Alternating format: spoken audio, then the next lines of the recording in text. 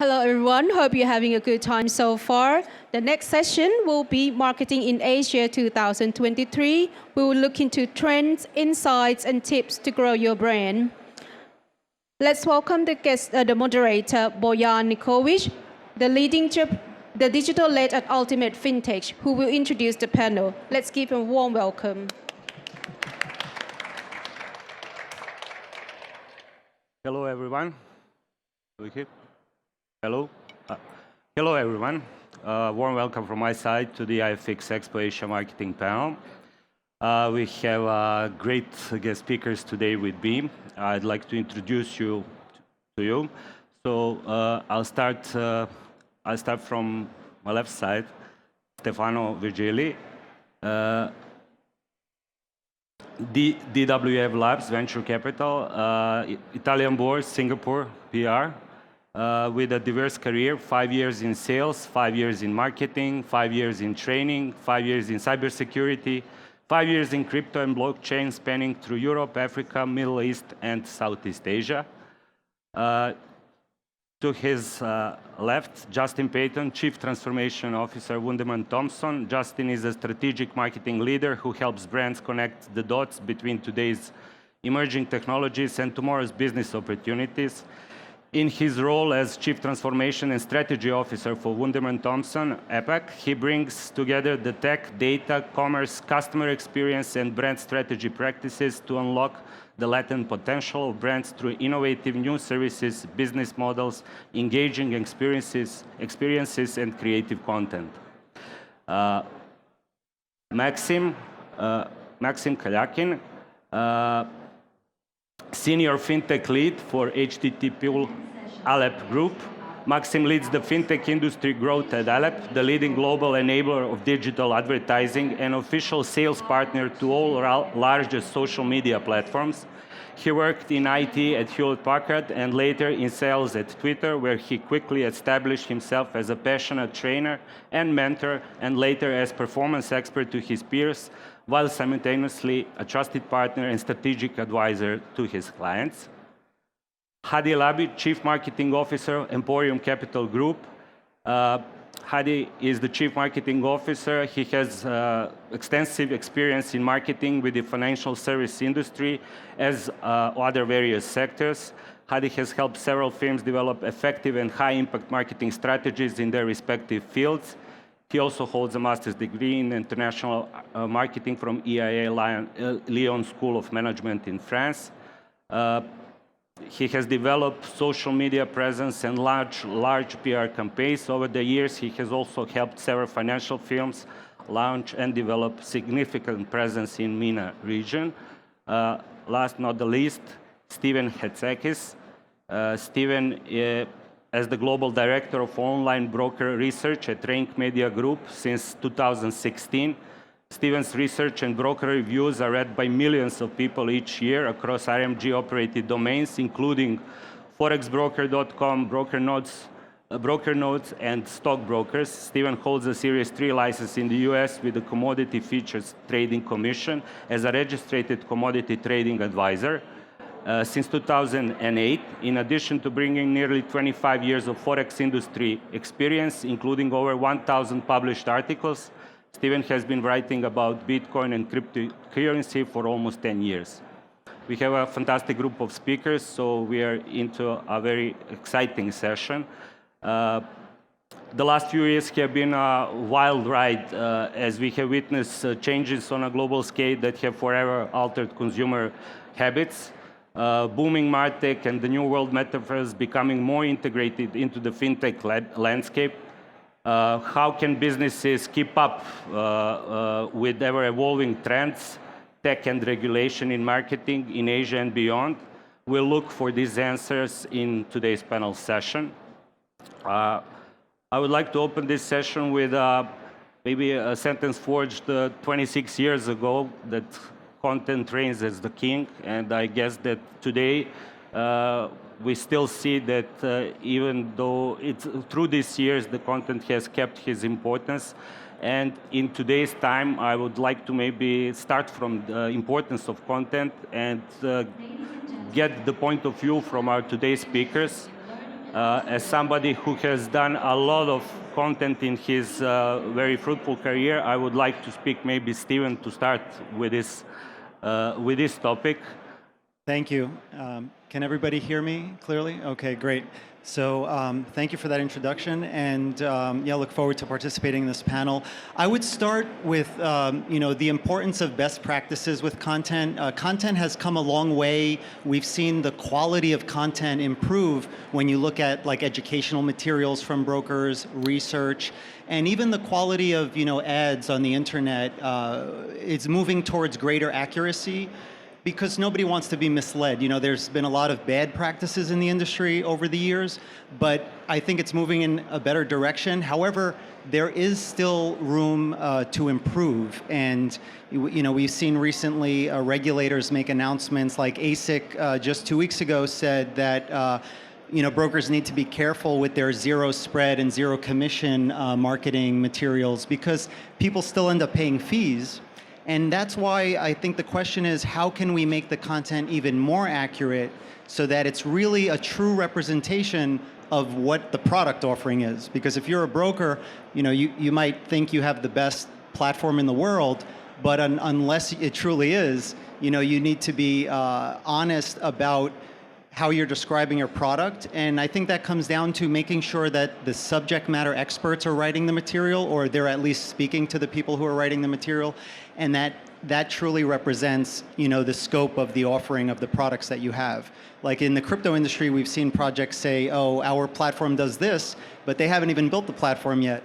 So it needs to be in the present tense, like what is the state of the product now? So my summary is that there needs to be, the goal of marketing is to have, to inspire people and to create a loyal following, no matter what the message is, whether it's branding, Absolutely. whether it's for conversion rates. And I think to avoid having a bad customer experience, you really need to, inspire clients with accurate information. So how can we make the content more accurate? I think that trickles down into the marketing. So it all starts from the content, and sometimes that has to be from the culture within the company. Across the whole entire organization, as opposed to having one person solve that problem. Thank you, Steve. Hadi, would you give us your point of view? Sure, thanks a lot. I don't know if you can hear me. Yep. That's fine? Yeah, all right. I think content is always the key and the king. So there is a kind of evolution on the way how we're going to go to the market. For example, we've been using offline channels before, but we have been always paying attention to how the content will be while using the offline channel. And then we move a little bit to the digital world, of course, and to all the new technology using new channels of marketing. But focus on content is the same, or even more today. I think from brokerage industry or any other industry, we really need to pay like a big attention to how we're gonna create our content.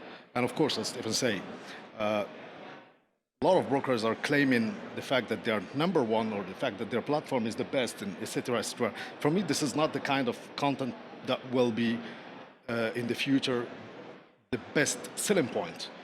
We need to be a little bit on more a creative side to build a kind of trust relationship with the customer using this content.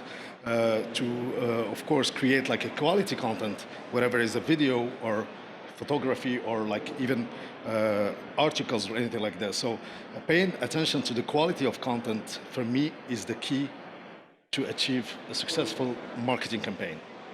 Thank you. Maksim, maybe your point of view from performance perspective. Absolutely, actually. I will just, I'll come back to what my colleagues are saying here. By content not just being the king, but also being of the most important part, I would say, in terms of advertising. So when we talk about advertising, in general, what we practice is distinguish the platforms that you work with. So if you diversify the channels that you advertise on, each channel has a unique audience. You can build a community there quite easily with the right type of content. So making the content really specific with a really good quality, and you can generate a really good reach, and by that reach you can have a really build a long-term not just the community, but also relationship, ROI at the end of the day, and things like that. So I would say when we talk about content, there's no content without the community. There's no community without understanding the channels that you work with. So diversifying the content on the platform level is very, very important. Every platform has its nuances, it has its own difficulties, especially as an industry like this, which is usually online, quite regulated and difficult to advertise, I would even say, because of the type of the work that we do. So being specific is key. Thank you, Maxim. And since I would let Stefano first, since we are all in, you are all into the industry which is highly regulated, and Justin has a bit broader also, so I would leave him for the end, since he would like to ask a couple more questions. Regarding content, your point of view, Stefano, how would you? Thank you. So first of all, something during the introduction you talk about me, I'd like to spend 2 words on our company. We are the 3rd largest trading entity in crypto. We are very big. We also do investment. So obviously as a trader side, we don't need clients. But when we talk about our market making services or our venture capital, we do work with other projects. And we notice that there is a fear of the content that we are going to put out there. I had a conversation yesterday with Twitter, for example. They called me for the 2nd time this week, saying that we can't advertise our metaverse projects on our Twitter channels. But the challenge is that we are not a metaverse project. We are a venture capital firm, and we can't talk about metaverse. We can't talk about play to earn. Leave alone LinkedIn. The moment you put any word related to Web3 or crypto, they ban your ad immediately. You can't talk about it at all. But on the other hand, we had like 700 media coverage in the past 10 days. And so definitely we can put out there content that is crypto related, but then when it comes to certain platforms, it's a big no-go. So I think the way around could be to talk about educational content. So information, education around crypto, around metaverse, about play to earn. But then the line between what you can say and what you cannot say is very thin, and just one wrong word and then you're out. Thank you. Justin, I would like to hear your point of view, since you span across different categories and your experience is wide in that sense, not only covering the industry which we are now addressing to, but also, so I would like to hear your point of view for the content. Well, I think that everybody's made great points about the importance of content, the quality of content, where you put that content, but I think that that's also really just thinking about yourselves. And while that's important, you've got to really look at the audience and understand who they are and understand what you can measure and understand how you're actually going to optimize that content over time. I think too few people spend enough time analyzing the performance of their own content and then optimizing that in order to look at what's going to perform better for them going forward. The truth is, most of us get more content in our inbox and are bombarded with more content than we want. I ignore 99% of the things that I'm sent. I'm guessing everybody in this room does. So the question then becomes, how do you actually stand out? How do you actually cut through? I think there were some fantastic points that were made around the creativity side of that, but the key point is that once you start cutting through, you've got to identify which audience was it that I actually cut through with? Am I cutting through with my existing clients? Am I cutting through with new to business clients? And then what part of this was starting to cut through? Is it because it was short format? Is it because I added more video? Is it and look at what you're actually doing that works. Start repeating those things and start repeating them for the right audiences, and look at how you can scale growth behind that. Because the question is, the problem with content is, it's expensive to do good quality content and keep it going for a long time. So if you're going to do this, the goal should be to make it work as hard as it can. And if I'm really honest, I work with a lot of businesses that create a lot of content, and too many of them think that the job is done when they put the content out. That's the beginning. That's the beginning of the job. You put the content out, great. Now how is it performing? Who is it performing with? What are the tools that you've got to be able to optimize that? If you're going to follow up on that content, how are you able to personalize the follow-ups? Those are the questions that people need to be asking and moving forward with. Anyways, hope that's helpful. Justin, to continue, like we are seeing how technology is continuously changing the marketing landscape. So maybe like just what you give a great point, like the building the content is one thing, distributing it becomes completely another, getting to the right audience is the third thing. How technology could help in that sense, and what are some key elements where we see, or even though like where technology leads in that sense in the future, and how it can serve marketers? I think this is a very hard question, because what we're seeing is fragmentation of distribution channels, right? You're seeing a whole lot of fragmentation, and where you're going to spend money and where you're going to waste money is in putting together different content for every channel and starting from scratch when you try to build that. What you want to start to look at is technology that allows you to create modular content that can be broken up into different scales and different sizes, and then starting to test those modules in different channels for those distribution formats, right? So you can wind up with one longer piece of content that you develop, but ultimately that one longer piece of content can be chunked up into different sizes, pushed out into different channels, and measured for performance across different medium, both from a CRM perspective and from a media and kind of audience development and business development standard, right? So what I tend to look at and what I tend to think about is, in the first instance, where does the audience who we're trying to talk to live, and how do we get in touch with them from a channel perspective? Then you can start looking at what are the formats that fit within those channels, and what are the formats that cut through within those channels. Then you can start looking at, okay, with that in mind, great. Now what we need to find is the one long format template that allows me to build that content in a modular format, and there's lots of tech that will help you kind of build that in modular chunks in a similar way to what a content management system will do for a website, right? That's what you're talking about. And as you start to put that together, you want to start to build a rules engine. So you're looking for a distribution tool that will look at what the rules engine is to push that content into different places. With that, you need to make sure that you've got technology in place that's tagging the content. You probably want to put elements within the content to look at how people are engaging in different areas. So testing kind of different engagement tools to see how far down the page they actually read, to look at what types of engagement people are actually taking. Are they hitting play on a video? Are they actually engaging in a tool? What are the areas that exist? Even if you're getting no... Yeah. But the technology definitely helps us gather, and 100%. Stefano, you're doing projects on a huge scale and deploying huge investments. What is your point of view on technology, and what are the main elements that how it's changing the landscape that we are living in? Sure. I will say that when we started investing in Web3, our core focus was on infrastructure projects. There are a lot of Web2 businesses now that they want to migrate to Web3, putting on-chain parts of their business. We tried to do this 5 years ago, didn't work out. There is a second wave of that type of effort coming now.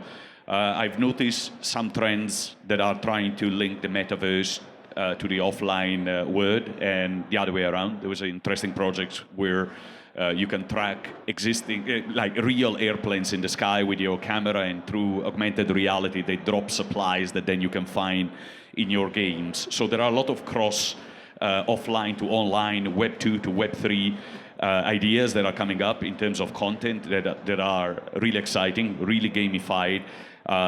Definitely, the gaming industry has taken over the Hollywood industry, the traditional entertainment industry. There are a lot of opportunities there.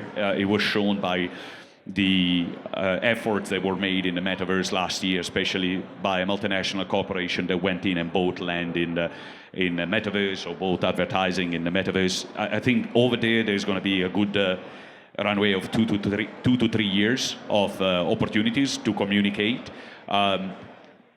The technology have to improve, of course, because nowadays it's just too segmented. There are too few people in it, but then between games and metaverse, there is a massive wave coming, and we are investing in there quite a lot. Fantastic. Maksim, would you give us your point of view on how you are dealing every day with the technology and how is it helping you in serving better to your clients? I would say that we can't talk about technology without touching the last couple of years, just like you mentioned initially. It was a wild ride the last couple of years, right? We all had some struggles. There was a global pandemic going on, and as the pandemic progressed, so did this particular industry with the technology, the way it evolved, ad tech in general, the way the platforms approached working online, for example, working from home, and things like that. It kind of gave this opportunity, I believe, to this particular industry to thrive really, really well. Because we spend more time online. We do. And by that, we absorb more content. By absorbing more content, we are in touch with the technology. And by doing that, we're constantly evolving. So I would say in ad tech in general, when it comes to the technology, that the platforms themselves, the way they approached it, they built a lot of, first of all, they spend a lot of resources and time into building really good, sustainable tools, which helped us to lead more meaningful conversations online. And then they also allowed us to be more strategic, more accurate in terms of measurement, in terms of predictability, in terms of audience segmentation, and things like that. So I believe the way we're progressing, it's in a really, really good stage. Even if we had a global pandemic and crypto is down or whatever, but like the way the technology is evolving, it's in a really good progress, and especially the last couple of years, I would say. Thank you. Hadi, in your everyday work, how the technology is helping you achieve your results and objectives? Yes. I think technology is growing very fast. And as a marketer, we must always be updated. And we must use it the right way to take the most advantage of it. Now, the thing is, of course, without going into very technical details, for example, technology will help me to get the best segmentation for my target market, or to have the best insight from any marketing or campaign, digital marketing campaign, anything, and to retarget and to do too many other things. However, there's just something, and I think it's just about knowing exactly from this technology what we must use and what we must keep at the side. The thing is, I think in our industry, a lot of people are doing exactly, a lot of brokers are doing exactly the same thing, using exactly the same technology. Okay, we're gonna use for example, if we're gonna run a marketing campaign, we have to do ABCs. We're gonna do a lead generation, remarketing, retargeting, this and that. And everyone is almost doing exactly the same thing. But the problem is not each broker have his own selling point, his own geo-target, his own things. So we cannot do the same thing and expect a different result from the other. So here's why we have to be a little bit smart on the way how we're gonna use technology. At Emporium Capital, we pay a lot of attention to using the right technology and using the right thing just for the sake of getting the best of it. We're not gonna do exactly the same thing as the other broker, even if we, for example, find there's a new technology. For example, not even a technology, just if we see that all the brokers are running social media campaigns, for example, for lead generation, and it's working for them, I might not do the same at Emporium. Why? Because I might not target the same people, so I don't need to do this. It's unfortunate that a lot of marketers are just following the same trend for the sake of following it, just because he did it, the other one have done it before, so I need to do it because it's on the trend, it's on the technological trend. So that's why I'm always saying, yes, technology is one thing, growing is another thing, but being smart on the way how you're gonna use it, that makes the entire difference between me as a broker and you as another broker. Thank you. Steven, I think that the challenge here, regardless of what technology you use, is what is the intent behind the content or the marketing campaign, whether it's successful or not. Because if the message isn't inspiring the user for the right reason, then that user could end up having a bad experience in the future. And I think I agree with the comments about tracking. We update content dynamically, and using the statistics to improve your content is key, because that obviously will benefit the marketing efforts. But I think it comes back to one of the points that Hadi made about the trust, is that there's so many scams online and in the industry. Just a few weeks ago here in Thailand, a YouTuber, Nutty, I believe her name was, scammed $50 million from investors on YouTube. So people nowadays, whether it's the younger generation or older, they're consuming content from all these different platforms, TikTok, Snapchat, you name it. And I think brokers need to really make sure they're communicating the importance of the trust factor and avoiding scams and dealing with regulated companies. Because when you create content, there could be a million different designs that you might have and creative ideas to solve a problem. But if the context is not the right context, meaning like, what is the goal? And that has to be defined, and it has to be aligned with the company culture, with the mission statement, with the goal. That's really when I think you see powerful messages that create a culture change amongst the customers, where they become more loyal and they love your brand because they really, think that you're being genuine. You're not just following the others, and you're authentic. Fulfilling the promise. Right, but the problem is you have a lot of scammers out there that are authentic and that are genuine in their appearance and in their content and their creative. So I think avoiding scams is really key, and that comes back to regulation. Maybe I would ask you just on that point to continue, since like the new technologies and I would say like the NFTs, the Web3 is there probably to help us build this integrity, who's behind some content. And in that sense, maybe just let us, because there is a lot of guys interested for the topics of NFTs, of metaverse, give us, and that would be probably the last round before before we give our closing. No, great question. Thank you. Really quick, I created an NFT back in like 2018, so I like to think I was an early pioneer there. But the challenge is, it's very complex technology. It might be easy to self-custody an NFT, but there are still a lot of complexities, and people could lose these assets. So brokers have an opportunity to custody NFTs and other digital assets for clients, not just offering crypto CFDs, so that because those clients might liquidate those assets in the future and trade other investment products. So I'm definitely excited about NFTs in the future of the metaverse, whether it's online, offline, as Stefano mentioned with Web 2 and Web 3.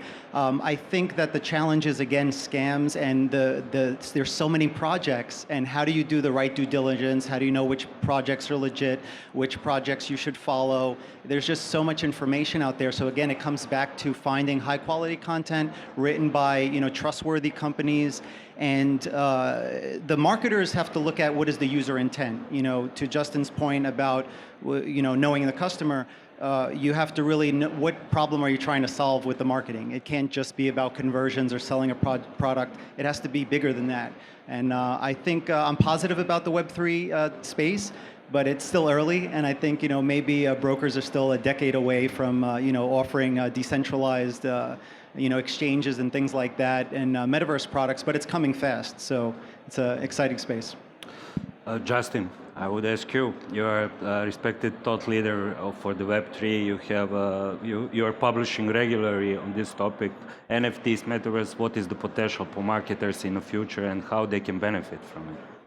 I do talk a lot about this. I think that the interesting sides are yet to really show up. As you said, there are a lot of projects with a lot of big promises. There are a lot of elements, but realistically, at the moment, and I know that this is a group of people working in finance, but I'm going to try to break this into two sides. Right now, most of what we're talking about is purely the speculation side, right? You're seeing a lot of projects where people are looking for investment, and it's speculative, Not just speculation in terms of is my investment going to go up or down, but also speculative of is there actually ever going to be a project that actually has a business use case that comes out of this? And a huge number of these projects won't. You're seeing this as an investment vehicle. For so many people are seeing this as an unregulated investment vehicle for projects that aren't necessarily as far along as they like to purport them to be. But when I look at the promise for marketers, and I'm working with a number of brands across a number of different industries on opportunities using these technologies, we're seeing a huge amount of interest in people looking at NFTs and tokens to look at solving challenges around identity, KYC, around solving challenges around loyalty, and reconnecting with people and validating that. We're seeing a huge number of people move into the space of simply looking at token gating in order to allow different access, in order to provide different provisions and exclusivity. So the interesting side to me becomes the fact that marketers are starting to cross over into the land of the product. These things are becoming one and the same, right? Product and marketing are going to become the same, as marketing through Web3 products is an active verb rather than just communicating to someone. It's action-oriented because these tools are designed to be interactive. They're designed to be participatory. So that's the really interesting thing that we're starting to see. We are seeing also brands using it as a communication vehicle, as all these new technologies resonate with different audience that are attractive to many of the brands. And since the time just flew up, we are close to finishing our session. I would like you to, for the end, provide to the audience some insights and trends into what, since we are speaking about the future, but let's maybe make just what's in front of us and how they can focus their intentions for being result-driven in that sense of helping their brands grow. Hadi, would you like maybe to start the closing thing? I think we've been talking a lot about technology, about content, but one of the trends also that we are missing is the influencer marketing side. I think we've seen like a huge growth, for the past few years, and we're expecting even more and more. Influencer marketing become today something very important, necessary for a brand to grow. Now, it's just about how we're gonna handle this and how we're gonna control this, because as Stephen said, we've seen too many content on the web that might not be, the right content for any brand, and might not be accurate, might not be authentic. So the challenge for marketers is to choose the right content creator that will speak to the market in an authentic way. So I think for me, influencer marketer will be something that all the industries, and mainly on the brokerage industry, will have to keep an eye on it, and will have to handle with a lot of attention, because our industry is quite sensitive. The messages we are providing to the world are very sensitive. We're highly regulated and everything. So we need to choose the right people. We need to choose the right message. We need to choose the right influencer key to represent us to the market. So for me, influencer market is one of the key trends for the upcoming years. Thank you. Thank you. Stefano, could I ask you for your message for the audience? Sure. One of the areas where we are investing is DAOs, decentralized autonomous organizations. One of the projects we've invested on is XDAO. They have already helped 20,000 DAOs to be created on their platform. These are 20,000 companies that do not respond to any regulator. Like, you can build a DAO with a MetaMask wallet today. And there are a lot of these companies coming up. They are not under any jurisdiction on any existing country. It's like sovereign citizen type of entity. And these type of DAOs entities, some of them are very large, like 50,000 people part of it, that they partake in the decision making. And these are pockets of audience and pockets of potential customers that are very interesting and appealing, because they decide through a voting system whether they want to work with a sponsor or with the company that decide to invest in them. And they are very narrow in their targeting, because they know exactly what they want to talk about and what do they not want to talk about. So DAOs to me is one of the most interesting trends that is coming up in the next few years. Thank you. Maxim, you operate in performance-driven environment. I guess the audience would love to hear something. Definitely. I would just say, looking ahead, would be there's several layers, I would say, but the most important thing is, as many of the people here mentioned, there's a lot of regulation here that we have to mention. So, for example, if you want to drive performance on a platform, first of all, you need to be enabled on that platform to run anything, right? Otherwise, you're just going to get blocked. So to have, for example, we at Aleph, we enable clients to run paid advertising on these platforms by working with the platforms directly, making sure that we certify the clients that they're eligible by the platform to run the ads. But at the same time, we make sure that this is a legit business. It's, there's no scam and things like that involved. So we, at the same time, make sure that users have the good experience of enjoying the good content built by good technology. So I would say once you pass this layer, we go to the audience. So looking ahead on the audiences, they're younger and younger and younger. They're more and more educated. They're more involved into technology, and they're always looking for new things, exploring mindset. So I would say keep that in mind, exploring mindset and newer generations that are coming up and looking for things as one of those key points. Thank you. Steven. I would say one trend worth mentioning is the quality of the educational material that I mentioned earlier. Nowadays brokers are starting to create university-grade quality educational content, because that's really what traders are demanding. It's not enough to just have a video saying, oh, you should create a trading strategy.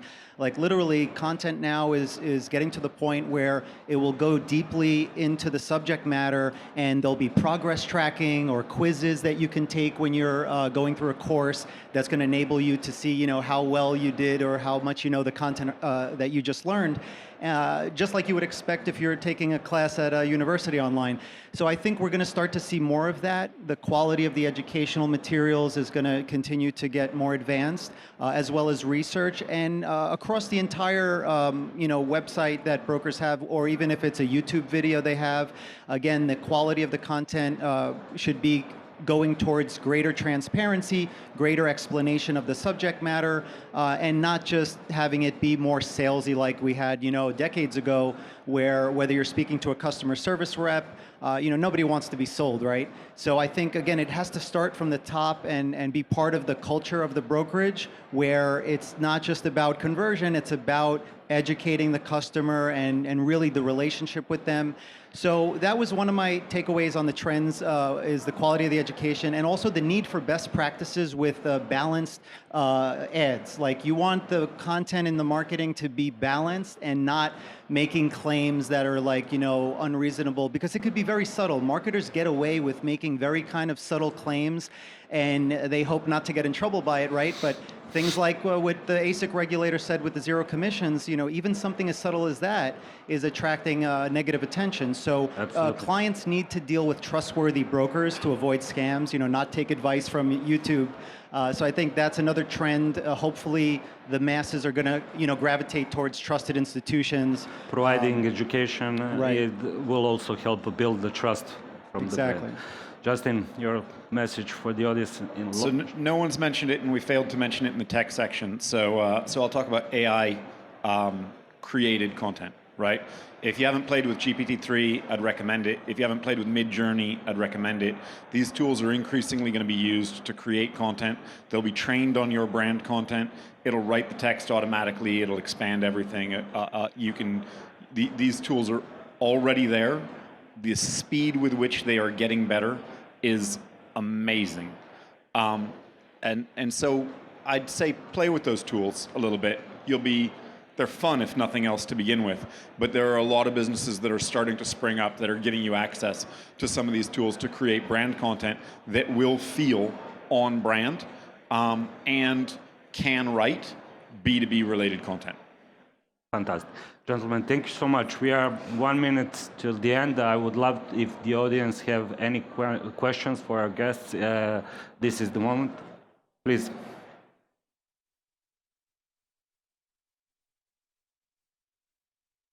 Thank you. It's a quick one. Can you repeat those AI tools?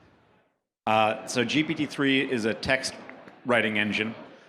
It's a publicly available toy that you can play with, but there are a number of companies that are using that technology in order to create tools that you can monetize, or tools that you can actually use to create content. GPT-3 on its own is just the underlying tech. And then Midjourney is another piece of tech. You'll have to play with that through Discord, but it'll just show you how from a few cues it's going to create visuals and creative images. It's not a B2B tool, it's really just creative and art, but it'll give you a view as to where this technology is going. It will inspire you to think about where it's going, and from there you can start to look at and find the companies that are actually using these AI technologies to build tools. Do we have more questions? Please. Fortunately, this would be the last one. Hi, thank you. I just have a question, Justin. You mentioned optimization of content and tech stacks. Obviously, there's a lot of choice there. Datarama, Adobe, Google Analytics, HubSpot, Pardo. Where do you see it going, and where do you see the best optimization when it comes to content? So as far as tech stacks go, I'm not going to talk about any brands specifically because I don't think that's the right thing to do, and I'm not an expert in all of them. But what I would say is we're going to continue to see a push towards modularity, and you're going to start to see measurement and predictability at a modular level.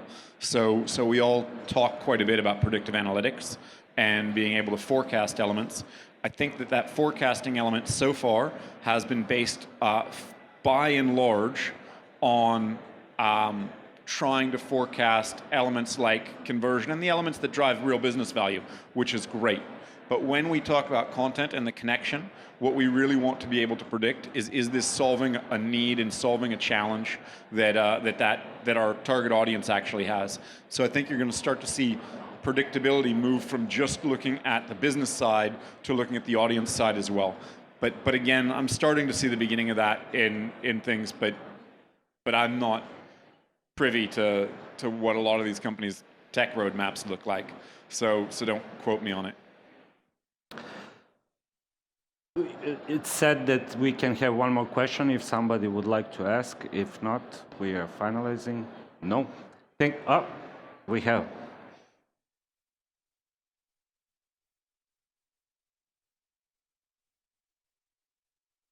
Hi guys, did you see DYDX release the Hedgies? I believe it's a decentralized exchange, and they used an NFT and sold out within 30 seconds, which is quite impressive, but you need to hold the Hedgie to unlock various access points as you trade. Do any of you know about that or have seen that?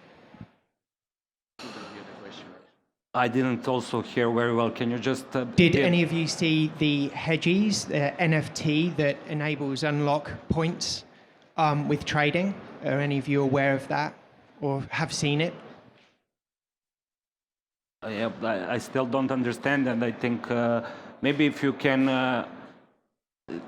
I think Steven? I haven't heard of it, but it sounds like a loyalty kind of program that a broker would offer to have a promotion, such as like a trading discount, or it could also maybe be analogized to a, if that's a word, kind of like a staking situation where it's a quasi-dividend where you're holding the NFT and then you're getting some benefits. But it does sound kind of, next generation, and I could imagine other exchanges or brokers might do similar, loyalty point type of promotional discounts with NFTs. I think I got mixed feelings about NFTs.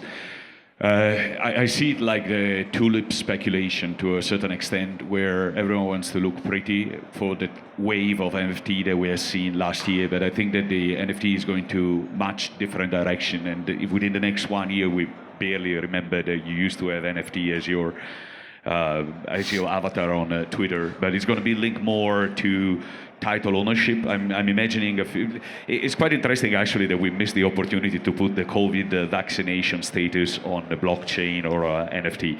But that tells you that the industry is not mature for it. Or it could be that now when you go to rent a car, they give you an NFT that is the title to ownership of the car that you're renting until you return the car. So you trade the token back, the NFT back when you rent a car. So it can go attached to an insurance, it can go attached to a car rental, it can go attached to anything that you need to use for a short period of time and then you want to return. But then we need to make our head clear whether we want to buy an NFT because we want to hold it forever, or because we want to buy it now and we enter into a greater fool scheme where we find someone that is willing to pay 50% more than what we pay, and then it becomes a speculative issue. And that's what crypto and blockchain and Web3 has to battle against now. Are you in there because you want to make money more than you could have ever imagined, or are you there because you really want the company to build something that sticks around? And my guess is that since 99% of the projects that I've seen in 2017 are no longer around, I think that everyone is in for a quick buck at the moment and might not be the most sustainable way of approaching the market moving forward. Thank you. We are out of time. Thank you so much for being on this session. Thank you so much, gentlemen, for your words.